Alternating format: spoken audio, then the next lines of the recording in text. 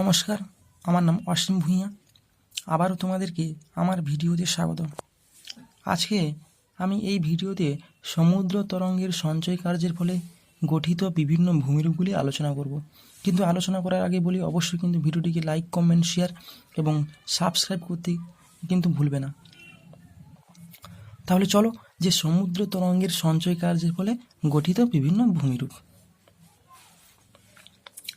প্রথমে যেটা রয়েছে বীচ বা সৈকত ভূমি বা বেলাভূমি। কীভাবে সৃষ্টি হয় এটা? না, নদী যেমন করে কি হয় না, পার্বত্য অঞ্চলের উপর দিয়ে আসার সময় কি হয়, নুড়ি, কাঁকড়, বালি প্রভৃতি বয়ে নিয়ে আসে এবং মোহনা বরাবর সে সঞ্চয় করে বদ্বীপ গঠন করে। ঠিক তেমনি সমুদ্র কি করে না, নুড়ি, কাঁকড়, বালি, পলি প্রভৃতি নিয়ে আসে উপকূল বরাবর সঞ্চয় করে। তখন তাকে বলা হয় বীচ বা সৈকত ভূমি।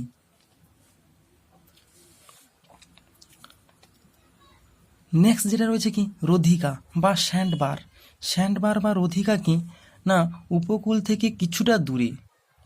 ভাগ থেকে কিছুটা দূরে সমুদ্র যখন নুড়ি, কাঁকড়, বালি প্রভৃতি কোনো একটা উঁচু জায়গায় সঞ্চয় করে এবং বদ্বীপের মতন যখন উঁচু হয়ে অবস্থান করে, তখন তাকে বলা হয় রোধিকা। ওকে, তাহলে এটা কিন্তু সমুদ্র উপকূল ভাগ থেকে কিছুটা দূরে বদ্বীপের মতন অবস্থান করবে। নেক্সট যেটা রয়েছে কি, টম্বলো কি, এই যে রোধিকা এবং উপকূল ভাগকে যদি নুড়ি, কাঁকড়, বালি প্রভৃতি দ্বারা সমুদ্র তরঙ্গ সঞ্চয় করে একটি রেখা বরাবর যদি যুক্ত করে দেয়, তখন তাকে বলা হয় টম্বলো। ওকে, নেক্সট যেটা হচ্ছে স্পিড কি না, সাধারণত কি হয়, যেগুলো তির্যক সমুদ্র তরঙ্গ সেগুলি কি হয় না, নুড়ি, কাঁকড়, বালি প্রভৃতি বহন করে নিয়ে আসে এবং উপকূলে তির্যকভাবে যদি কি হয়, নুড়ি, কাঁকড়, বালি প্রভৃতি সঞ্চয় করে। ওকে, সঞ্চয় করে এবং বাড়তে থাকে। ঠিক আছে, এইভাবে তখন তাকে বলা হয় স্পিড। এবং এই স্পিড কি হয়, এক সময় যখন কি হয় না, সমুদ্র তরঙ্গের আঘাতের ফলে কি হয়, এই স্পিডের যখন মুখটা যখন বাঁকতে থাকে, মানে হুকের মতন আকৃতি নিয়ে নেয়, তখন তাকে বলা হয় হুক। নেক্সট যেটা হচ্ছে লেগুন হচ্ছে এক প্রকার হ্রদ। কি হয় না, সমুদ্রের জল স্থলভাগের মধ্যে আবদ্ধ হয়ে যায়। কি হয়, এর মাঝখানে যদি সমুদ্রের জল আবদ্ধ হয়ে যায়, মনে করো এটা আমার উপকূল ভাগ, এবার কি হয় না, সমুদ্রের জল এই পর্যন্ত প্রবেশ করে, কিন্তু সমুদ্র তরঙ্গ নুড়ি, কাঁকড়, বালি প্রভৃতি সঞ্চয় করে কি হয় না, উপকূল ভাগের সঙ্গে যুক্ত করে দিয়েছে। তখন এর মধ্যে কিন্তু সমুদ্রের জল কিন্তু আবদ্ধ থেকে যায়। একে বলা হয় লেগুন। যেমন করে ভারতের চিল্কা হ্রদ সৃষ্টি হয়েছে, এইভাবে চিল্কা হ্রদ আছে না, এটা চিল্কা হ্রদ। তার চিল্কা হ্রদ হচ্ছে লেগুন। এগুলি সাধারণত লবণাক্ত জলের হ্রদ, যেহেতু এর মধ্যে সমুদ্রের জলের একটা যাতায়াত হয়ে থাকে।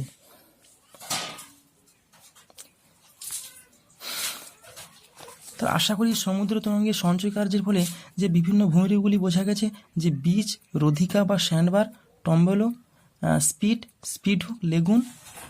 ওকে, এছাড়াও সমুদ্র তরঙ্গের কিছু 2 নম্বরের কিছু কোশ্চেন রয়েছে, যেগুলি তোমাদের পরীক্ষায় বারবার পড়ে, এবং সমুদ্র তরঙ্গ সম্পর্কে জানতে হলে এই প্রশ্নগুলো কিন্তু অবশ্যই জানা প্রয়োজন। সেগুলো এই ভিডিওতে আমি আলোচনা করব। বলে নেই, ফ্রেঞ্চ লাইন কি, মনে করো এটা সমুদ্রের যে নিচের জলভাগটা স্থির রয়েছে এবং উপরের জলটা কি হয়েছে প্রবাহমান হওয়ার জন্য, কিন্তু এই প্রবাহমান জলরাশি আর স্থির জলরাশি মাঝখানে একটা যদি কাল্পনিক রেখা করা হয়, তাহলে সেটাকে বলা হয় ফ্রেঞ্চ লাইন। ওকে, নেক্সট হচ্ছে ফেজ বলতে সমুদ্রের উন্মুক্ততা। ফেজ সাধারণত কি হয় না, সমুদ্র তরঙ্গ যখন উপকূল ভাগের দিকে আসে, তখন কিন্তু সমুদ্রের জলরাশি কি হয় না, বৃত্তাকারে ঘুরতে ঘুরতে উপকূল ভাগের দিকে আসে। এবং সমুদ্রের জলরাশি যখন এইভাবে আসে, তখন এই যে জলের যে উপরের চূড়া, তখন তাকে বলা হয় প্লাঞ্জ বলা হয়। মানে এই যে জলের যে উপরের চূড়াগুলি, তখন তাকে বলা হয় প্লাঞ্জ। এবং সমুদ্রের জলরাশি যত উপকূল ভাগের দিকে আসে, তত কি হয় না, এই বৃত্তাকার হয়ে তো আসে, কিন্তু উপকূল ভাগের দিকে যখন চলে আসে, তখন কিন্তু আর বৃত্তাকার হতে পারে না। কি কারণে না, সেগুলি হচ্ছে উপকূল ভাগে ধাক্কা খেয়ে ভেঙে যায়। তখন সেই ঢেউগুলোকে বলা হয় ব্রেকার্স। কি বলা হয়? ব্রেকার্স। মানে সমুদ্রের তরঙ্গ যখন কি হয় না উপকূল ভাগের দিকে আসে না বৃত্তাকারে ঘুরতে ঘুরতে আসে, কিন্তু যত সে উপকূল ভাগের দিকে চলে আসে তত কি হয়, গভীরতা কমতে থাকে, তখন কি হয় না এই যে ঢেউগুলো ভেঙে যায়, ধাক্কা খেয়ে উপকূলে ভেঙে যায়, তখন তাকে বলা হয় ব্রেকার্স। নেক্সট যেটা হচ্ছে সোয়াশ। সোয়াশ বলতে আগত তরঙ্গ, মানে যে তরঙ্গটা সমুদ্র থেকে উপকূল ভাগের দিকে আসছে তখন তাকে বলা হয় সোয়াশ। আর ব্যাকওয়াশ কি না আগত তরঙ্গ উপকূলে ধাক্কা খেয়ে পুনরায় সমুদ্রে ফেরত ফেরত যায়, তখন তাকে বলা হয় ব্যাকওয়াশ। এই সোয়াশ কি করে না নুড়ি কাঁকড় বালি প্রভৃতি কি করে উপকূলে সঞ্চয় করে বিচ বা সৈকত ভূমি এবং বিভিন্ন রকমের ভূমির উপরে গঠন করে। আর ব্যাকওয়াশ কি করে না ব্যাকওয়াশ কি করে এই যে সঞ্চিত পলিগুলিকে বা সমুদ্রের উপকূল ভাগকে ক্ষয় করে পুনরায় সমুদ্রে নিয়ে চলে যায়। ওকে, তাহলে সমুদ্রে উপকূল ভাগে যে ক্ষয় তা সম্পূর্ণভাবে কিন্তু ব্যাকওয়াশ এবং সোয়াশের গতিবেগের উপর একান্তভাবে নির্ভরশীল। ওকে, তো আশা করি তোমাদের সমুদ্র তরঙ্গের যে ভিডিওটি আশা করি তোমাদের ভালো লেগেছে। থ্যাংক ইউ ভিডিওটি দেখার জন্য। অবশ্যই চ্যানেলটি কিন্তু সাবস্ক্রাইব করবে।